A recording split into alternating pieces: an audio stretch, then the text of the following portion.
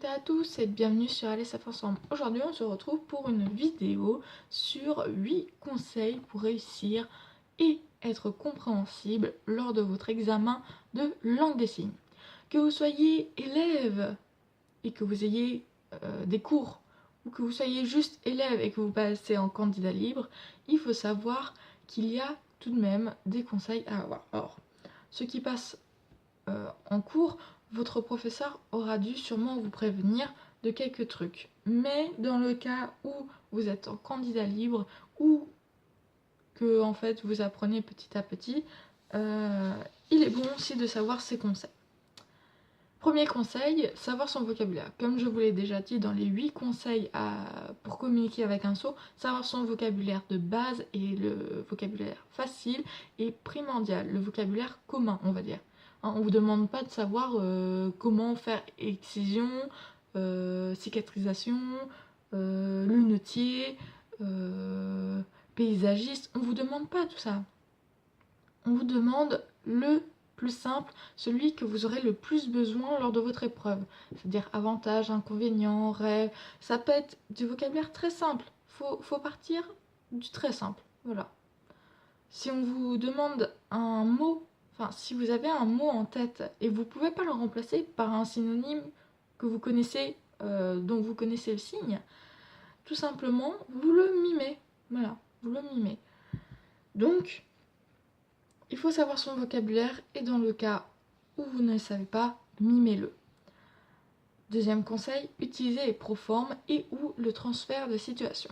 Alors ça, si vous le savez ou vous ne le savez pas, chaque sujet proposé, que ce soit une image ou un texte, a un but très précis.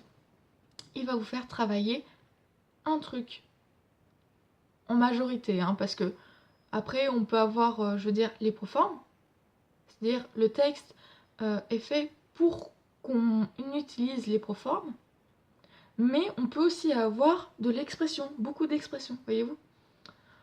Ou transfert de situation, c'est-à-dire un dialogue, mais on peut essayer de vous inciter à faire un transfert de situation, parce qu'il n'y a que 2 personnages et que c'est plus facile. Par exemple, le petit chapeau en rouge qui fait « Oh, bonjour loup, ça va ?» Et le loup fait « Bonjour toi, ça va et toi ?» Voilà, c'est ça, c'est une petite inclinaison qui fait un transfert en fait. Vous vous mettez à la place des personnages d'une histoire. Avoir une expression corporelle au niveau du visage, c'est très important. Corporelle, si vous fermez vos bras comme ceci, ça prouve qu'en fait vous êtes fermé. C'est une expression du corps, ça veut dire que vous êtes fermé, vous êtes en attente et vous ne voulez que de bonnes nouvelles.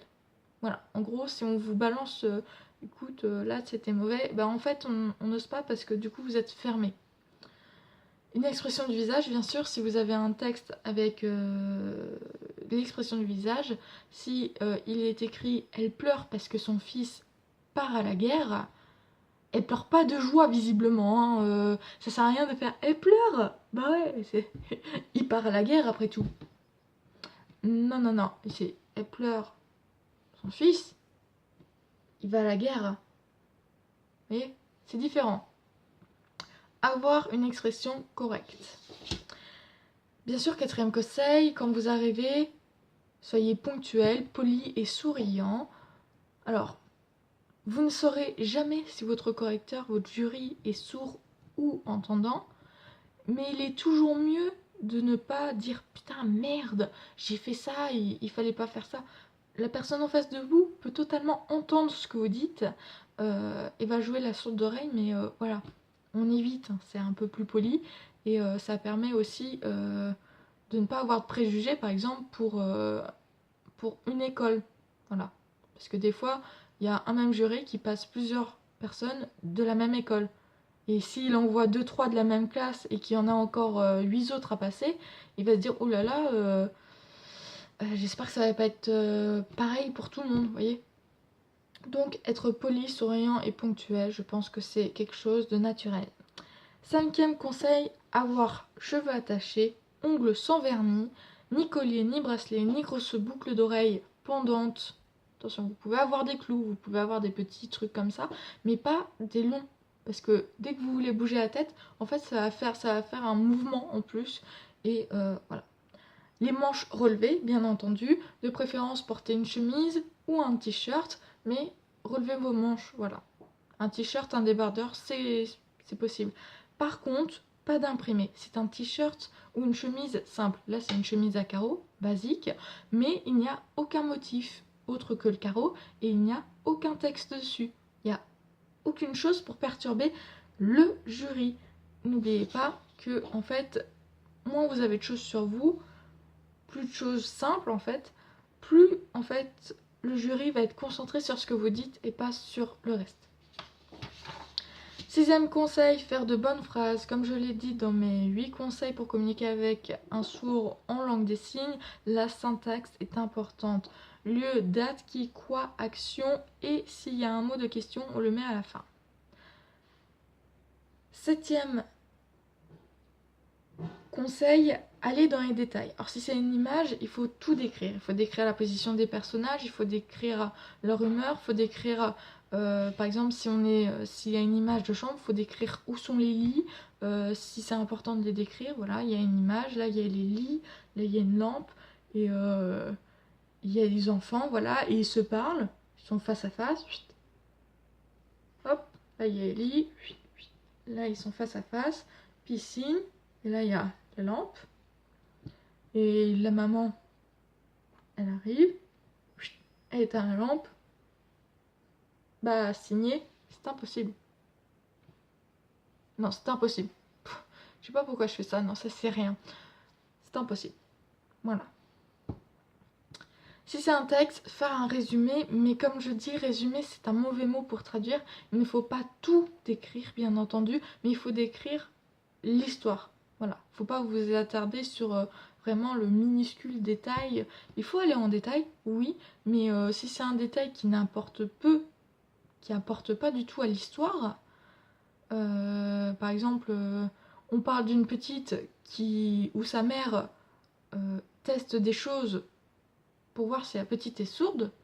C'est important de dire ce qu'elle fait pour savoir. Par exemple, elle tape contre des pots de fleurs avec un bâton. La petite ne réagit pas, voyez. Mais par contre, si on vous dit que la petite, elle a une robe à fleurs, bah vous n'êtes pas obligé de dire une robe à fleurs, vous dites juste elle porte une robe. Voilà. Vous voyez ce que je veux dire? Et 8e conseil, ne pas dépasser 5 minutes. Alors, vous allez me dire oui, mais 5 minutes c'est beaucoup. 5 minutes, quand vous êtes à l'oral en langue des signes et que vous avez un texte garni ou une image garnie, c'est même presque pas assez. J'ai déjà fait plus de 5 minutes à l'oral, je m'en suis pas rendu hyper compte. Enfin, moi tout ça je m'en suis pas rendu hyper compte, sauf que comme j'avais un auditoire toute la classe, et ben j'ai vu quand même dans leurs yeux ça peinait un petit peu, mais en soi c'était compréhensible, ma syntaxe était bonne. C'est juste en fait qu'il faut éviter de dépasser 5 minutes parce que comme vous et moi, le jury est un humain et il ne peut pas vous regarder pendant des heures et des heures, et il y a encore 15 minutes, enfin 5 à 10 minutes de questions derrière, en sachant que vous avez déjà 30 minutes de préparation avant, donc faites très attention. Entre 4 et 5 minutes, c'est bon. En dessous de 4 minutes, vous êtes foutus. Ils vont prendre ils vont prendre en fait vos minutes en moins que vous aurez dû faire avant 5 minutes, et là ils vont vous embêter sur des questions, etc.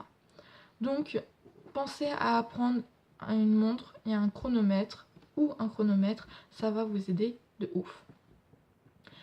C'est tout pour moi aujourd'hui.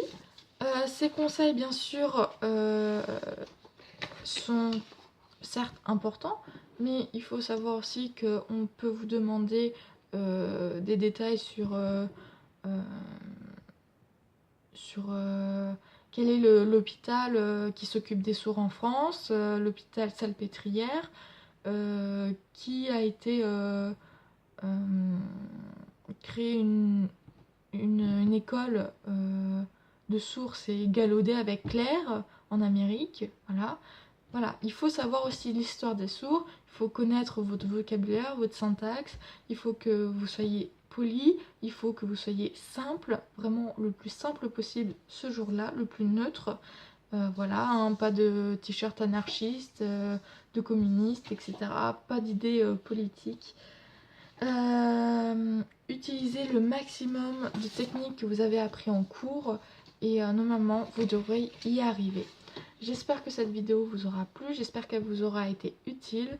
J'espère de tout cœur que ceux qui passent l'an prochain, donc ceux qui sont en première mais qui passent en terminale, vous aurez de bonnes notes. Moi j'ai eu 17, écoutez, je suis très contente, j'ai utilisé Proform Expression, je suis très contente. Alors s'il vous plaît, essayez un maximum de faire de votre mieux.